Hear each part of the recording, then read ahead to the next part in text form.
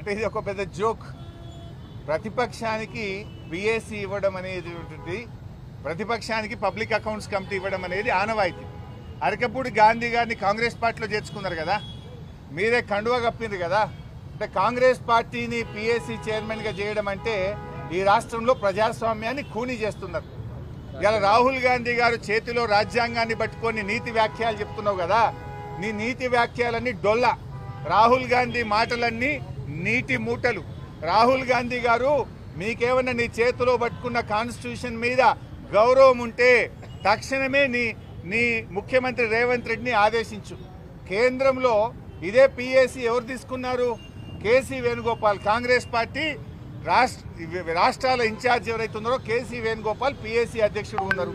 మీరు ఎవరికి ఇచ్చిండ్రు? బీఆర్ఎస్ నుంచి కాంగ్రెస్లో చేరినటువంటి అరకపూడి గాంధీకి పిఎస్సి ఇవ్వడం అంటే రాజ్యాంగాన్ని నిట్ట నిలువున పట్ట పగలు ఖూనీ చేయడం, ఇది రాజ్యాంగాన్ని పరిహాసం చేయడం. ఇవాళ రాహుల్ గాంధీ గారికి కాన్స్టిట్యూషన్ గురించి మాట్లాడే నైతిక హక్కే లేదు.